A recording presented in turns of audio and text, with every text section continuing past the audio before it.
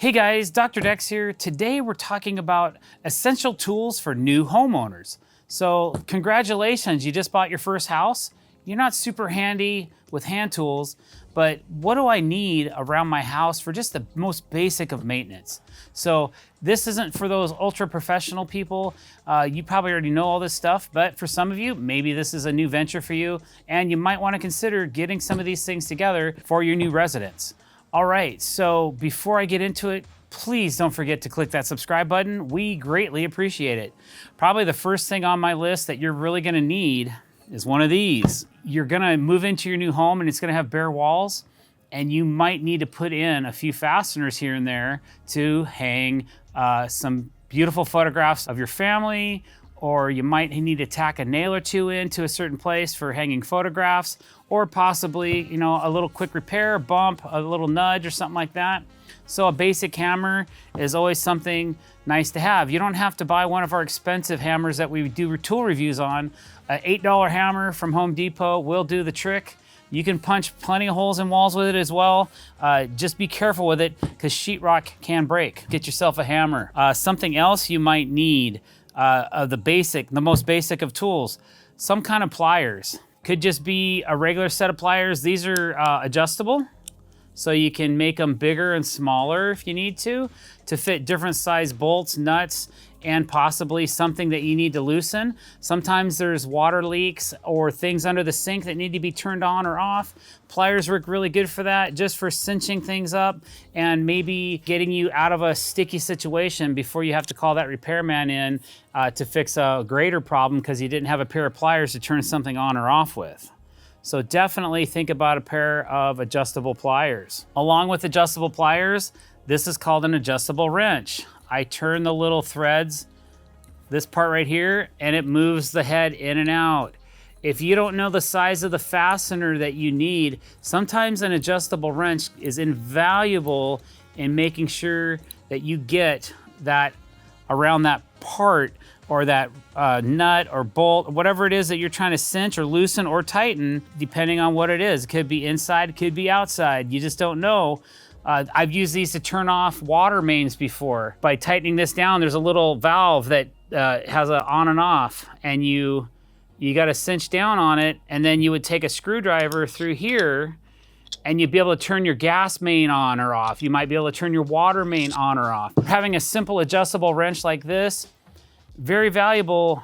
You can do some really powerful things with it, and it might save you a stressor trying to get your water heater turned on or off, or getting the gas to it off so that you can drain it. It's things like that. An adjustable wrench like this comes in very handy. I would always have a pair of screwdrivers on hand. This is a Phillips, and this is a standard. The standard you're gonna use to take off all of your wall plates and things like that.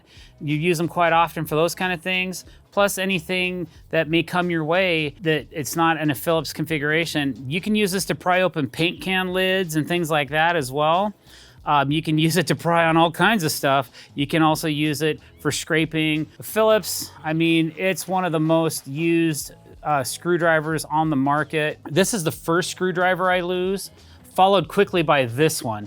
These are always misplaced. I would consider getting a couple of these and just put them in your kitchen in a drawer where you can just pull them out and you always know they're there, because one's gonna end up missing one of these days and you're gonna be bummed if you don't have a spare. Okay, a set of open-end wrenches. One side's open, one side's enclosed. These usually work pretty well. If you have a bolt or if you have a nut that's stripped, sometimes the closed end, where you get all sides torquing on all sides of that nut, really helps get things loosened up. And then the open end also, just for ease of loosening and tightening. Sometimes versus a adjustable wrench, this is a more accurate way of doing this. If you are comfortable with sizes, there's metric and standard. We're not gonna get into all that right now. So an open end set of wrenches with a closed end, these work great. This happens to be the same size on both ends. It's stamped right in the side of the tool. This is a 5/8 inch wrench and comes in really handy. You might use this side to loosen a nut, And then this side, you might have a certain angle or something to get into, or you don't have the ability to reach over the top of something, you have to come in from the side, then that's what that's for, okay? All right, a couple more things here. I wouldn't put this first on the list, but definitely something that's nice to have is a ratchet and sockets. You can listen to it. That's why it's called a ratchet, because it clicks. It goes forward and reverse. You just gotta switch the little lever right here and you can go righty-tighty, lefty-loosey, right? You get it? It's just for loosening and tightening things, and it's a fast way and an accurate way to do it. And to take it off, you just push in on this particular model. This is a Husky from Home Depot. You just push in on it, pull this off, you find the right size, click it back on there, you're done. I have several sets of these for my personal home and for work. A nice socket ratchet set is always nice to have. I always appreciate it. Okay, here's a ratcheting screwdriver. This is a more deluxe version of the flathead and Phillips that I just showed you. It has 3 positions. It's locked, and there's loosening and tightening. So this is faster than trying to use a hand screwdriver like this. You can just lock it in, tighten it up. The way I do this, sometimes I go like this. When I'm really trying to go fast, if I don't have a drill, I'm going like this, and it's just like super speed, like it just goes really quick. And then this one's kind of cool because it has this button here that will allow you to turn it to a 90-degree screwdriver, right or left. Kind of neat. Oh, look at that. It goes at a 22.5 too, or a 45-degree angle, depending on how you call that. But, and then what it does is it comes with a set of different types of sizes of different bits that you put in the end of it. So these are all standard or flathead style bits. And then there's a set maybe that you get that's Phillips, and then you might have another set that is different star drives and things that you don't use as much, but may come in handy here or there. That's kind of a nice set right there, screwdriver. Couple more things, definitely gonna want a tape measure, something that you can hang your photos with or your artwork on the walls. You wanna figure things out and space them out equally. A tape measure is a really good thing to have. Allen wrenches, that's what they're called. Some people call them hex wrenches. I've heard them said Allen keys or key wrenches. These really work well. I'm missing a couple in my kit, unfortunately, but they just pull out like this, and then you can just use them accordingly for whatever sizes. They're standard and metric. These are available in kits and T-handles. There's all kinds of different varieties. You just gotta go to the home center and check it out. And I would probably want to definitely have one of these, just a quick blade for cutting things, cutting stuff out of the way, cutting papers or siding or whatever it is that you need to maybe have a way to, it could be for your mail. It could be for packages that come, that kind of thing.